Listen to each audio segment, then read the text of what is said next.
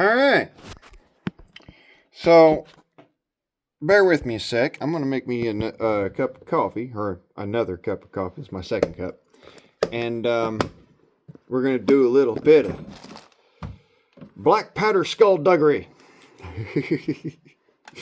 um,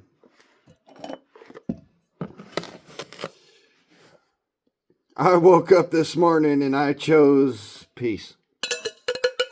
So, quick little shout out. Hey, Lane Beaver. I'm sorry if I hurt your feelings. That's not my intent. My intent was to actually point out, hey, dude, just please learn names. I've been trying my damnedest to learn yours, and I still can't. I can't figure it out. That being said, I've probably used it in the past and just blanked it. So whatever the case may be, let's just bury this fucking hatchet. It's over. Goddamn black powder lube. I mean, it's stupid. So now that that's out of the way, the other black powder shenanigans I'm talking about. I was watching Everything Black Powder, Jake's video this morning about how eucalyptus is a rather potent charcoal source for black powder. Y'all might know that I personally utilized eucalyptus at one point in time to make a walking stick, which, funny enough, doesn't rot in environments like what I live in now, which is a temperate rainforest.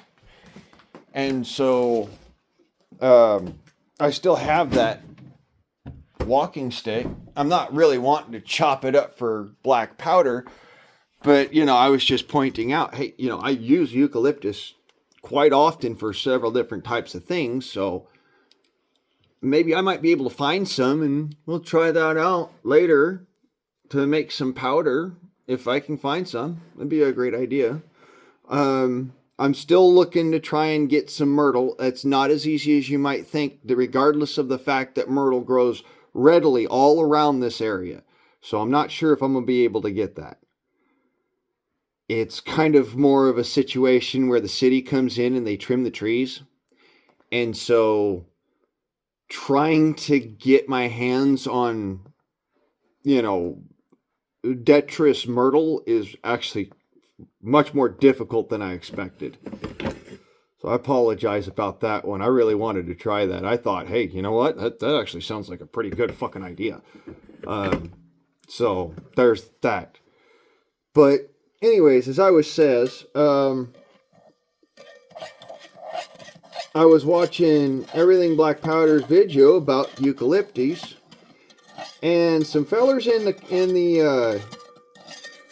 chat were sitting there asking about caps and making your own. And I can honestly says, if you can buy them at a store, buy them at the store. Okay? That's one of those things I will recommend you buy it at the store, no matter fucking what, if you can find a way to do that. It's actually less of a headache, and they're way better if you get them from the store. That being said, some of us can't get caps at the store. Some of us, like myself, I live in Oregon,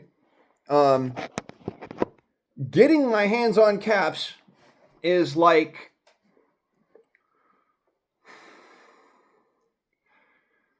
trying to find lead in mercury.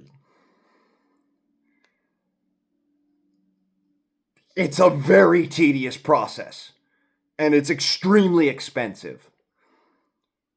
And you're not going to get a lot out of it.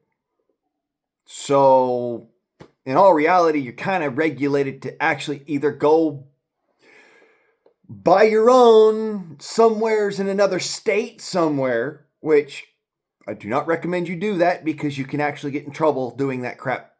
Please don't. Or for that matter, if you can find a way to, you can get them in your state. Like, you can buy them in here in the state of Oregon. It's just really difficult to find them. Really fucking difficult. Because nobody wants to pay the hazmat fees. And I can't personally blame them.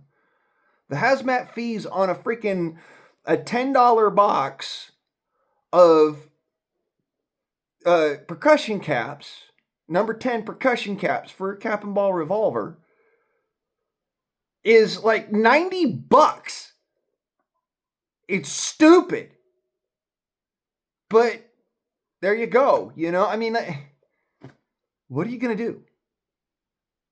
It's our state's fucking BS of laws that they go and they jump to because, well, how are we going to make revenue off of the people that will not compromise? So, I'm not fucking compromising. 100% I'm not compromising. Even to the point where I won't go buy them at the store because I'm not going to pay that damn tax. It's a little more of a personal point of pride rather than it is, I can't get caps. Okay? Yes, I could get caps.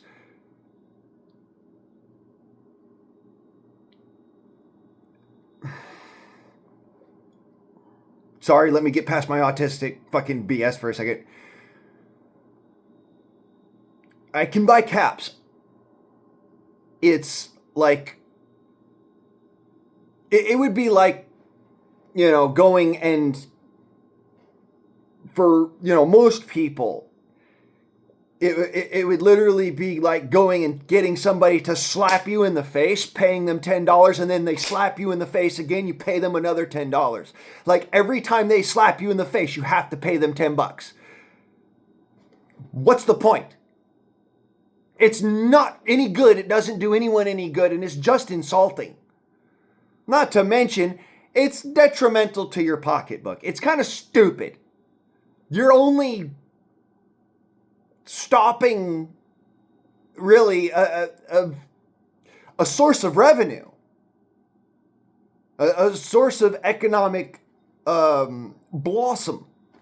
So that's why I have a big problem with paying that tax. It's not anything to do with, like I said, getting caps. Sure, you could probably get caps in this state.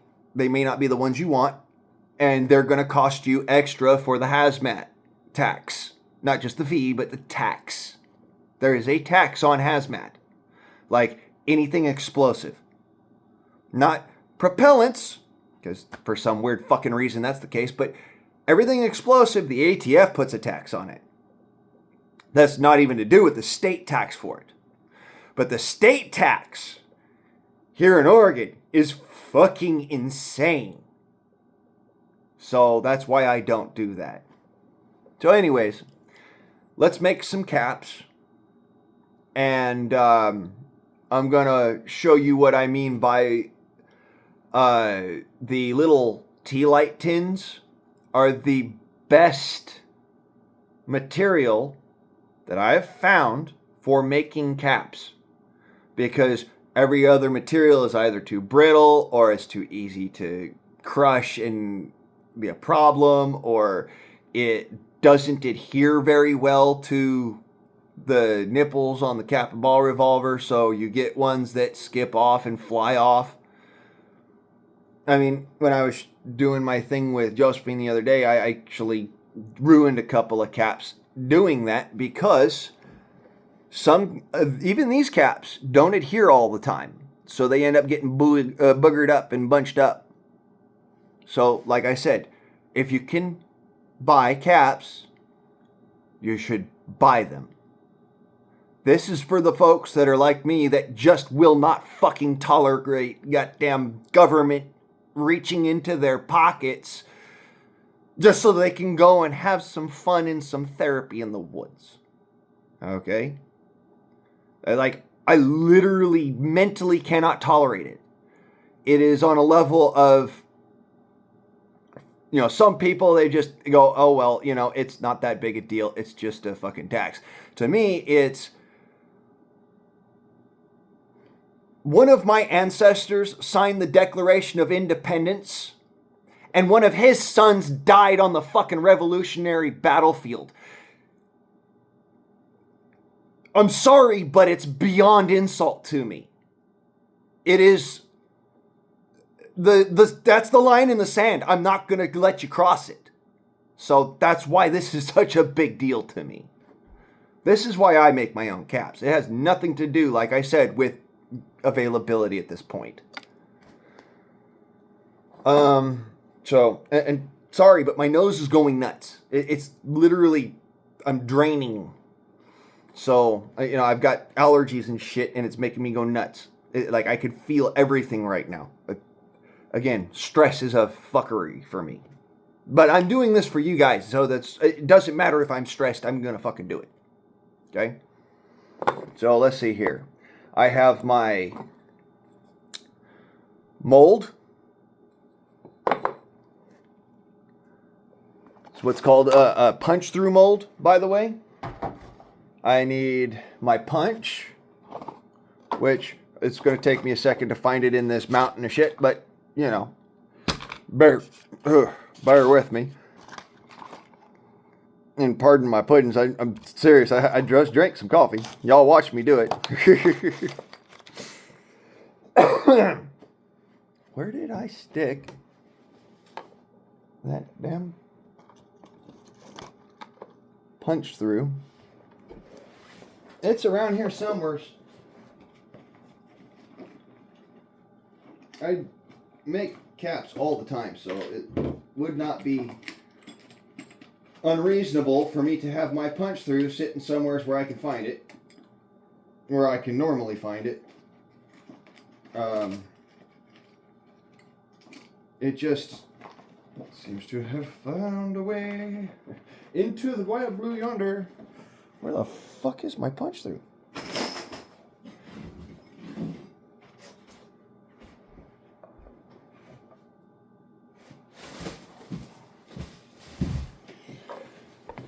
This is the tax for having a brilliant mind, which I'm not going to belittle myself and say I don't have a brilliant mind. I'm humble enough to accept that other people have brilliant minds. I just will not state that I do not have, because I do. Anyways, punch through. Cap former. So this has an actual purpose to it. Fucking mother. Sorry, Popeye moment. So punch through. It's made out of a nail. All right. This is also what I use to load my black powder revolvers when I'm doing Magnum black powder revolver loads. Okay. And then you need something to form the grip lines on your cap with. Now, you might not know this, but some caps are oversized, and they're intentionally oversized so that the gases don't turn that cap into micro shrapnel. Most of the time you can get around that with pinching the cap. This little tool, this little Torx wrench, okay, and where's the, no, okay, here you go. Don't look at my face, look at the damn wrench. Please, camera. There. It's a T25 Torx wrench. All right. And this lines up perfectly. If I can do it. Damn it.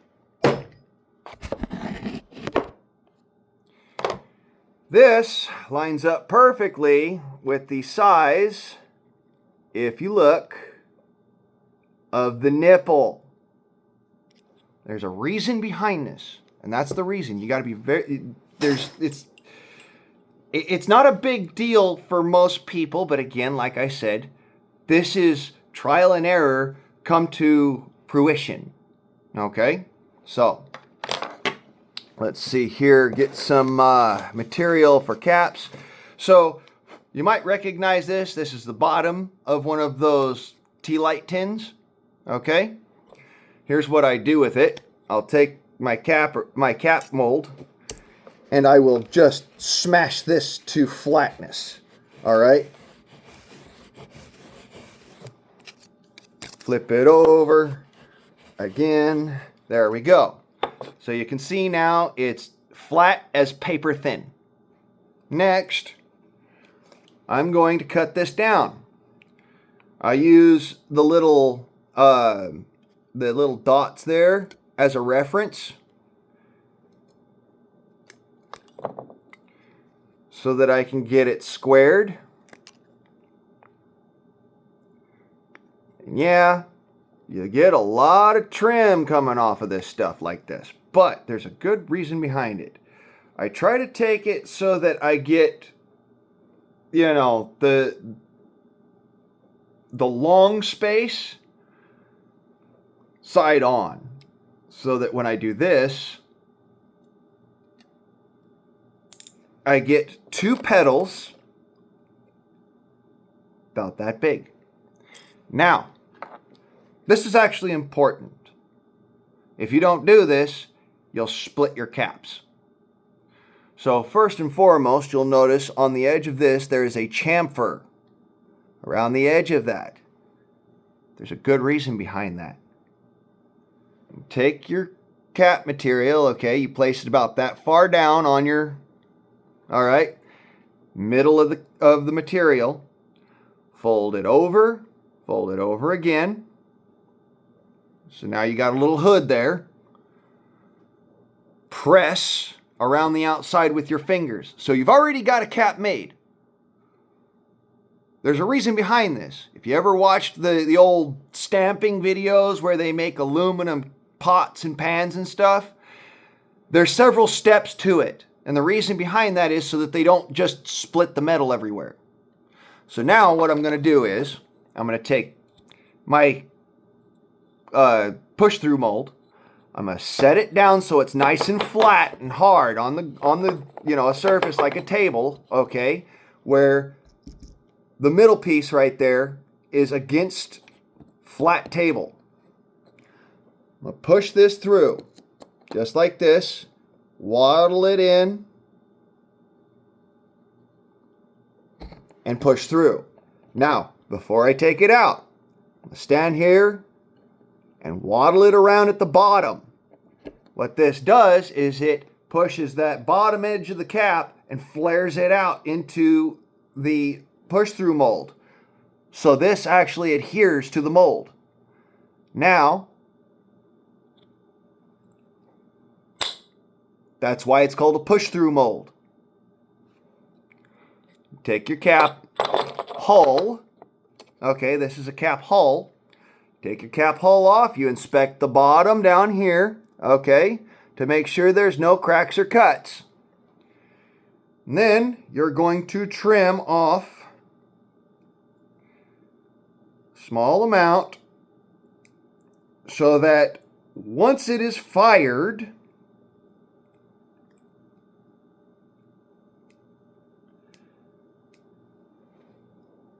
okay, the skirt of the cap has the ability to bottom out against your nipple. All right, like so. And you'll notice that stands a little proud at the moment. I'm going to trim a little bit more off of this, but I want you to see what I mean. It should stand a little bit proud so that it has the ability that when it crushes, it's still containing all of that material in there, so that when it pops, when it goes off, it's still got that containment zone, and that pushes the flame front down into the nipple. Okay? So, when all's said and done, let me get this cleaned up here. It's probably going to take just a little bit more off of it to clean it up. But when all's said and done,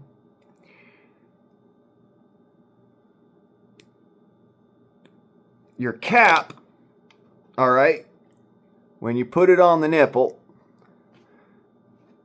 should bottom out, and yet have just enough room in here that when it crushes down, it's going to bottom out against the nipple. All right? It's a very subtle amount. Now, I've since gone to doing this because it makes it easier for production, but you can use Match Head's, Armstrong solution to do this. You don't have to actually do it the way I'm doing it. Okay? That being said, this is the easier method. So what I'm going to do now, pull out my small pistol primers, and I'm going to bring out one into my hand. All right. Now there you go. Small pistol primer, 500 series. I'm going to take this small pistol primer inside of the cap hole on the end of that. Okay, and that's going to be the foundational propellant, the foundational initial shock thingy, percussion sensitive stuff that does the job. This holds it onto the nipple. So what I'm going to do is I'm going to put that percussion the primer down in the bottom of the percussion cap, and you can see it down in there. If I could tip it without tipping the primer over, so that the primer's anvil faces the nipple opening. Okay, you don't want it facing the other way because otherwise it's useless. You take your end here, place it inside the cap, and then you just finger crush that thing while twisting your little former here onto there, and then you're going to work that the tin into the grooves on the Torx wrench. And the reason behind this is, and I'll show you in just a second, that this grips. Okay, this grips the nipple. So you don't have to sit there and fight it and worry about it falling off while you're walking around carrying it. Now, as you can see, it has that little hex star pattern there. And for YouTube, the people who get the willies, it's empty, okay? This is just for demonstration purposes. I'm going to show you what I mean by it grips. You have to fight it a little bit to get the cap on there. Okay? It's going to be a pain in the ass.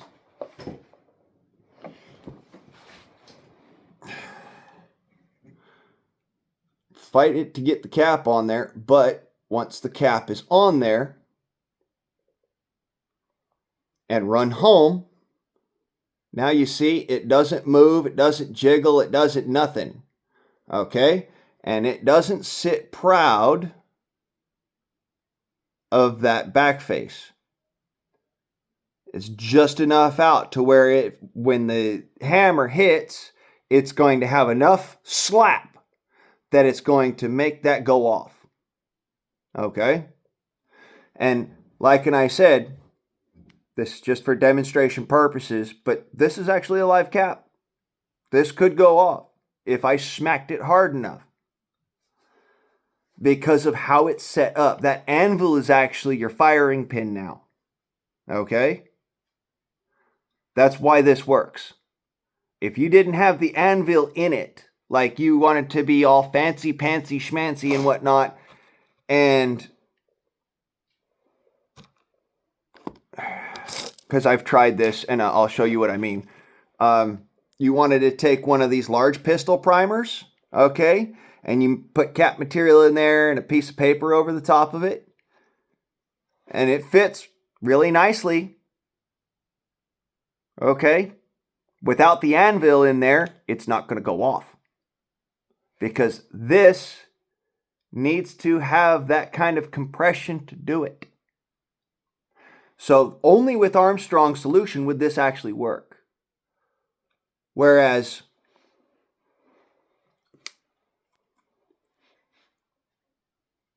small pistol primer, this works. And this works reliably, like as if you were buying the caps from the store. Okay? Only difference is that this doesn't fall under the bullshit hazmat clause.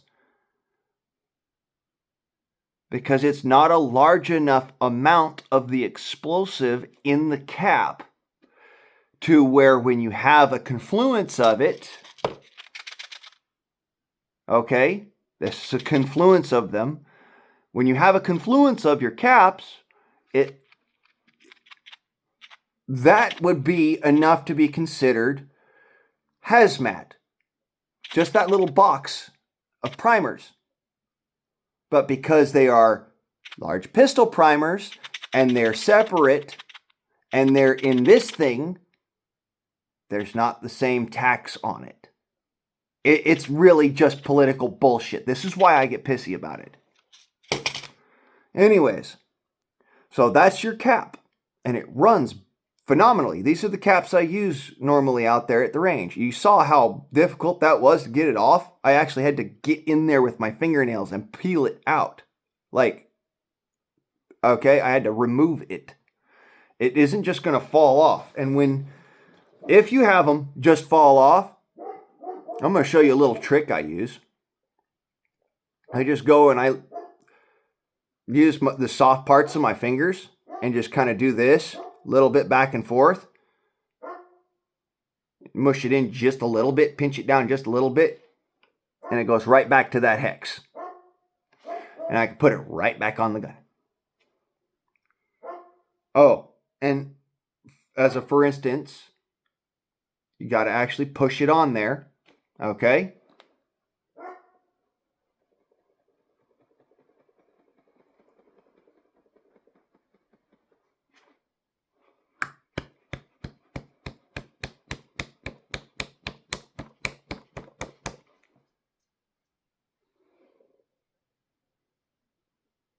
You see what I mean by this? This is why my caps work. This isn't just me going and saying, oh, well, you shouldn't buy, you don't need to buy caps. No. If you're not going to buy caps, this is how you can make it work. This is how you can make it work as reliably as if you were buying caps. That's why why when I go out with a cap and ball gun, I normally have my gun go off without a failure. This is why. It looks like I'm buying real caps. I'm not. I'm buying small pistol primers and then I'm making my own caps. I'm saying that it would be better to purchase your own caps yourself, okay? Rather than going and making them, just because it's a sort of ease of use situation. But if you don't have the ability to, or you don't want to for some reason, this works. Now, how did I make this? I took a 20-penny nail and I cut the end off of it, put it in a drill, a drill press, and I sat there and I polished the end with a file until it was flat, and then took that file and put a chamfer on the outside, and then took a piece of 100 grit sandpaper and polished it, and then took a piece of Scotch-Brite and polished it while it's in the drill press spinning around. And that's what made that. This is simply a .22 long rifle cartridge. Okay? That's all that is. That's a .22 long rifle cartridge. You can do it with .22 Magnum if you really want to. They're the same diameter on the inside. That's the important part, is the inside diameter. .22 long rifle cartridge and a 1-inch piece of, basic carpentry wood of any kind. Just a chunk of wood. Something to hold it and give you some stability. That's why I used a square. Yeah, it also is useful for other things, as you saw me do. But this is the important part. That's the back end of the cartridge there.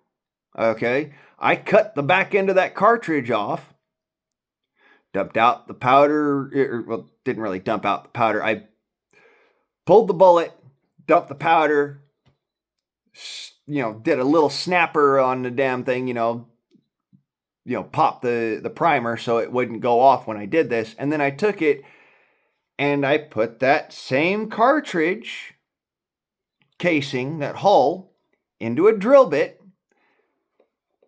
and sat there with the drill on a piece of 100 grit sandpaper until the back end of the cartridge came off. That's how I made that, Okay, so that gives you the area on the one side that's flared out so it captures the metal that you're pushing through it. And then on the other side, you'll notice it's kind of dinged up right here. That's just from me doing dumb shit. You don't want it to be dinged up like this. It's actually better if that's a straight wall all the way to the bottom. That's just from me doing stupid shit. So don't take that as something you should do. You don't need to do anything to this end. This is the end you work on. Okay, the one where it's got the back end of the cartridge so that it's, you could push your 20 penny nail through it. All right, and you'll notice there's a little bit of space on the outside of that 20 penny nail there. That's why I said waddle it around to push it into place. All right,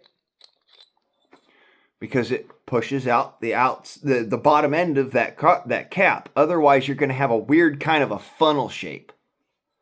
You don't want that when you're making caps with this because it could just punch it right through when you try to push it through. You want it to actually kind of have a backwards cone, if that makes sense, so that when you push it through, there's no friction on the top and it just pops through. And it'll be a little bit stiff to push through. But a little bit stiff is a whole different story than blink and you got only the little flat circle on the bottom. Or you've got a crack on one side. Because that'll mess it up if you're using Armstrong solution to do that. So, just food for thought. These things are long trial and error. I figured this out over time. That Torx 25, that T25 makes the perfect grip for a Remington nipple design, for a Pietta Remington nipple design. If you have a new birdie, you might want to sit there and go through your Torx wrenches and figure out which one's the right size for you. That's what I did. I literally went through my Torx wrenches. I got a whole set of them here. Okay. This one goes right there. And I went through them and I looked at it and I'm like, okay, if I put that right in the middle, how well does that line up with the sidewalls of that nipple? And then, what about the smaller one? How well does the insides of these little grooves here line up with the sidewalls of that nipple? And then I went and looked at the one size bigger and went, how well do the sidewalls of that line up with the sidewalls of that nipple?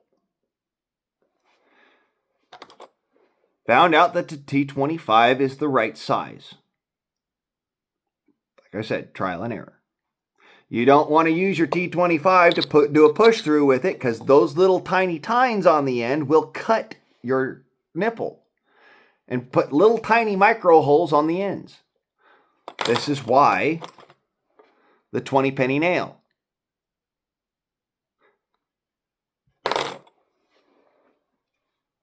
So now that we've gone over that, you can see I'm putting out there exactly how you can do this stuff and still stay right inside the law, right and proper, okay? But you're not dealing with this government bureaucratical bullshit that they keep pulling.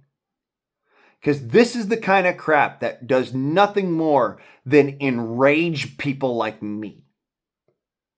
I cannot stand when some freaking government bureaucrat says, "Oh, well, you need to pay this particular tax because we say so, or because it does this, that, or the others." I don't give a shit what it does for you. That tax is a detriment to my liberty. That's why this is a big deal for me. I'm not doing this because I think, oh, it's cool to make everything yourself. It kind of sucks.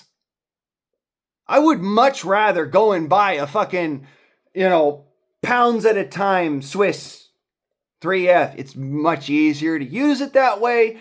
It's more consistent. It's more powerful. And, it's clean for what it is. It's pretty damn clean. Does that mean that I'm going to put up with the bullshit of the bureaucracy of the state of Oregon to go and enjoy something that was one of the hobbies that me and my dad enjoyed intensely?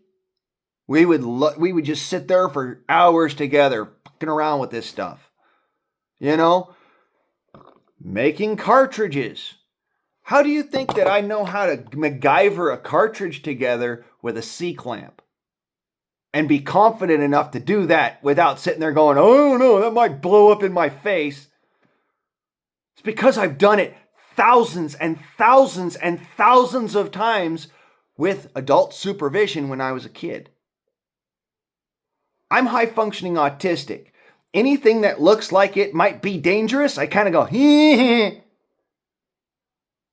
Anything that I know is not dangerous because I've done it 1,000 fucking times and I've gotten really good at not blowing shit up in my face, I do it all the time. I put those primers in with a C-clamp. I'm not saying you should do that. I'm saying I did because I know how to do it without it blowing it up in my face. I made these cartridges, or not those ones. I made these cartridges with a C-clamp. I made all the cartridges that I carry with the same C-clamp because I don't have a reloading press. I do all of this shit with my brain because, lo and behold, that was one of my nicknames when I was a kid, was "Hey Brain." Just because I was gifted. I wasn't gifted. I was raised by a man who was extremely high-functioning autistic, and it's kind of hereditary, so what? But you get my drift. So this is, product of that. That's why I'm saying, here's the C-clamp. It's like literally in the configuration I was using to make the bullets. I use this to make my powder. I use this to make my bullets. I use this to make a lot of different stuff. I just don't use it to make primers because primers are just on that edge of dangerous to where I'm even careful when I'm seeding a primer and whatnot. And, you even see that in the video when I get totally frustrated, I'm still going slow when I, work that primer into the thing. So I'm still going slow. I'm still being careful. I'm still, not trying to push it too far, even though I'm frustrated out of my fucking gourd and I'm pissed off and I want to just reach through the damn screen and start throttling somebody. This is what I'm talking about as it's the stress thing. I'm always stressed the fuck out. Always. It's just I handle it a lot better, in the presence of another human being than some people who have my same condition, I guess you'd say, handle it. I can be okay for a long time But after a little while of the long time of stuff, it starts to wear on me, and I can start getting, like weird. I start doing my hand things and the T-Rex arms and the fucking I can't stand your bullshit kind of, stressing out because I am high functioning autistic.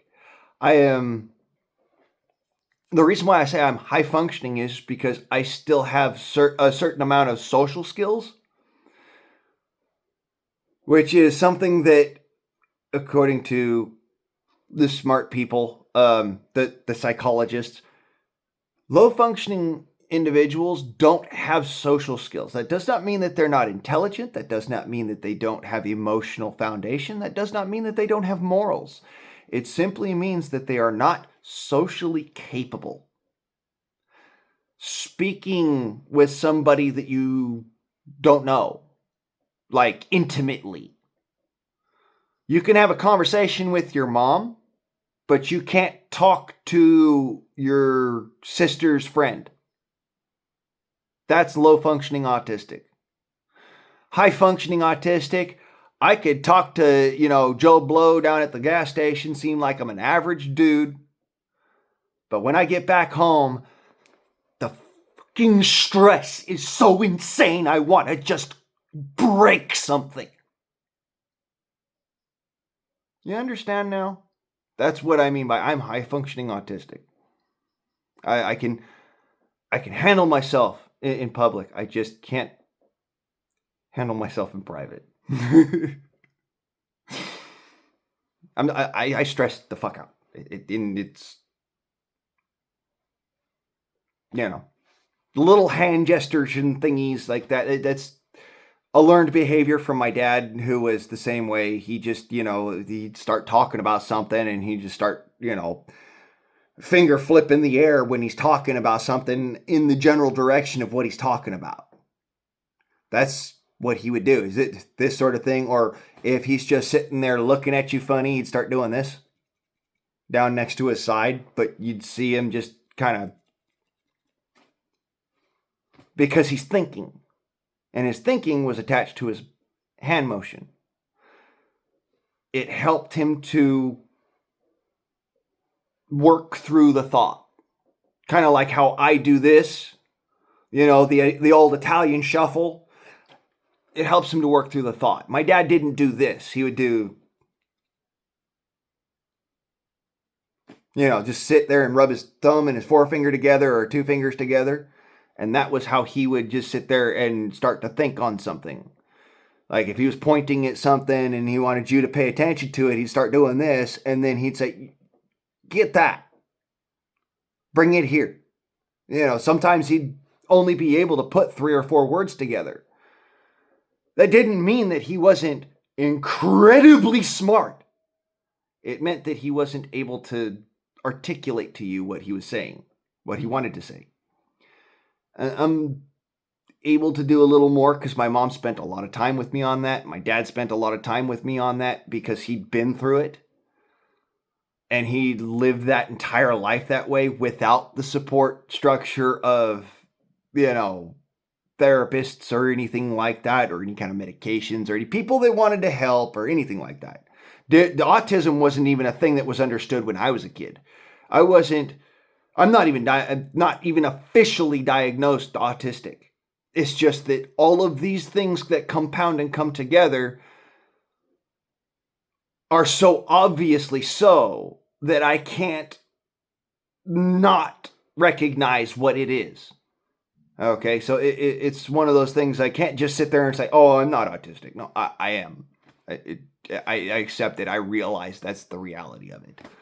I'm just on that level. And my autism has the ability for me to imaginatively come up with solutions to problems that other people would look at and go, why the fuck didn't I think of that?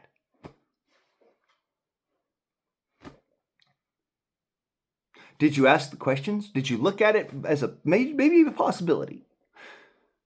Or were you waiting for somebody else to give you that push?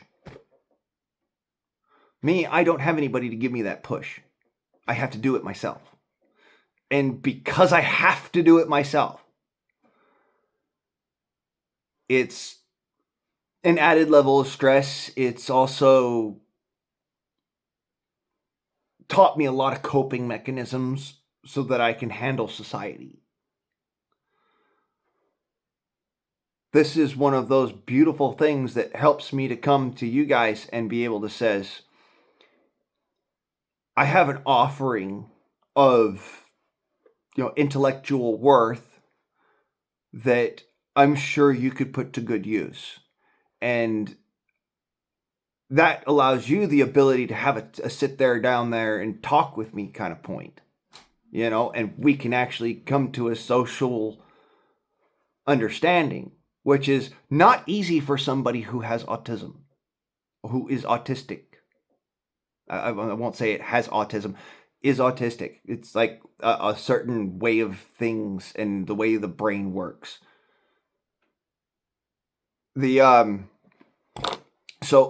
Anyways, for your cap and ball revolvers, a small pistol primer works really good for your cap, for the so that you're not sitting there handling explosives. Okay, folks? And then all you really need,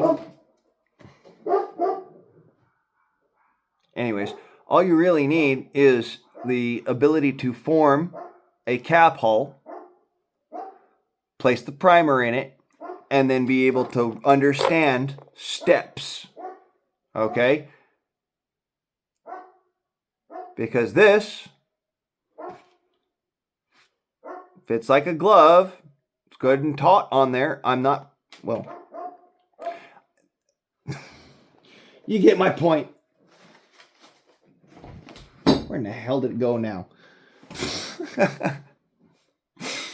Oh, such is life.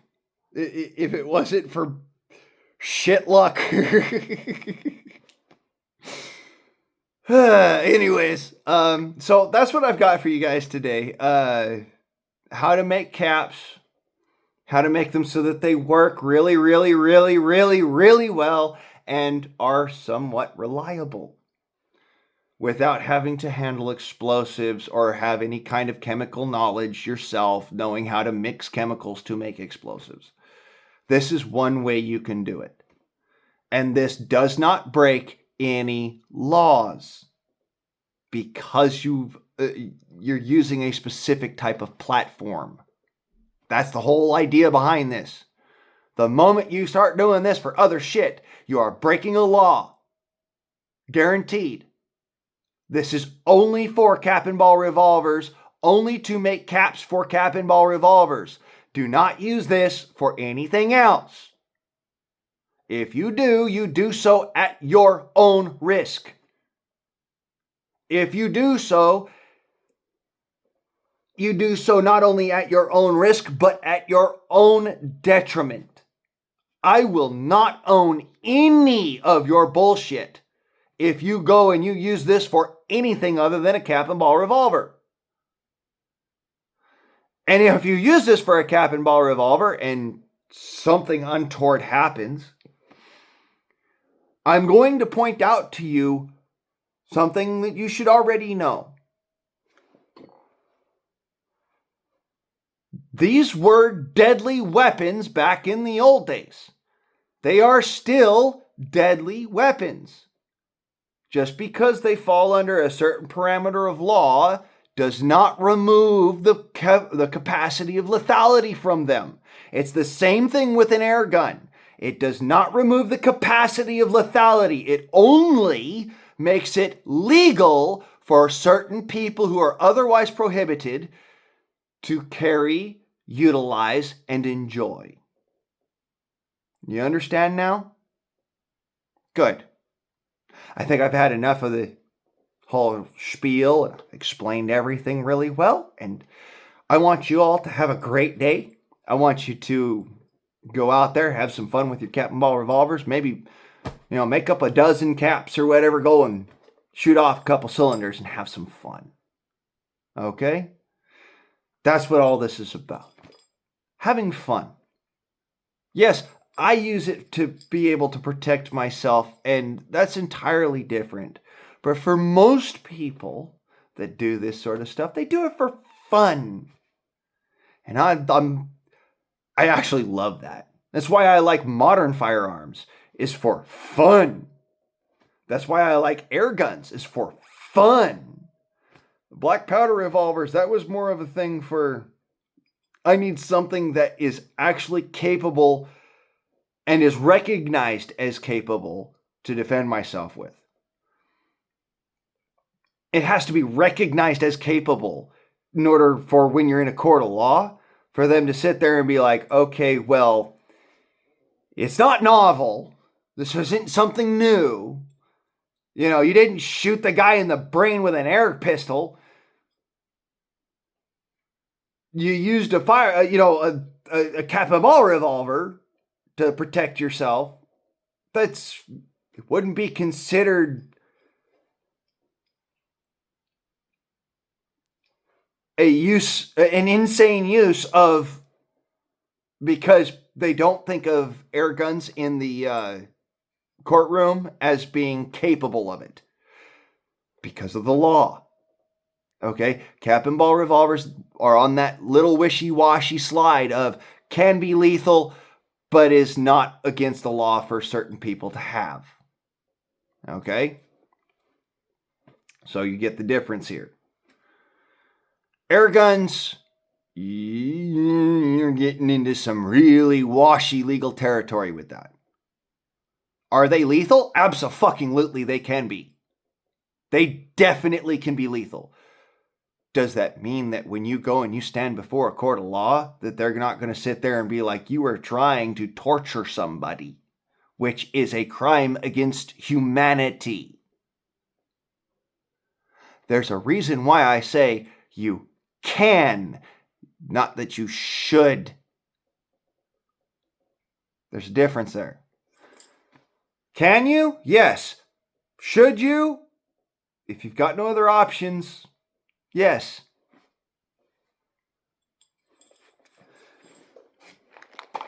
Can you? Yes. Should you? No. Do you understand the difference now? There is a difference here. Maybe? No. Because air guns do not fall under that legal jurisdiction which allows you that little bit of capacity. This is something I've been literally browbeaten to understand. It's not something I like or enjoy or accept as fucking reality. It's something that, because of the way that the legal framework of our country is, using an air gun is kind of really recommended against, especially by the prosecutor and the jury. You want to be careful about that. You probably shouldn't be using an air gun to defend yourself. Will it work? Yeah. Do you want it to? No. Will it work? Yeah. Do you want it to? You might need it to. Doesn't mean it's going to look any better. Still going to be kind of one of those, dude, why are you using a cap and ball revolver, not a modern firearm? Okay. Gonna get looked at a little bit funny, but okay. So there's your difference there. That's why I said, this is for, go have fun. Go and enjoy. You can still get modern firearm performance out of a cap and ball revolver. You can. You can get modern firearms reliability out of a cap and ball revolver. Especially if you buy caps. This is why I try to push people towards, if you can, go buy them. Sure. If you can't buy them, or if you have a personal political reason that is kind of like me, where it makes a mental block to where you will not pay those fucking outrageous taxes, You can make them yourself. You can work through things going around bullshit. It's taken me a lot of years to realize this stuff and to understand the difference between working around a law and breaking a law. There is a very big difference. Anyways, I've rambled on long enough. Y'all have a good day. See y'all guardsmen, amen, motherfuckers. I'm out.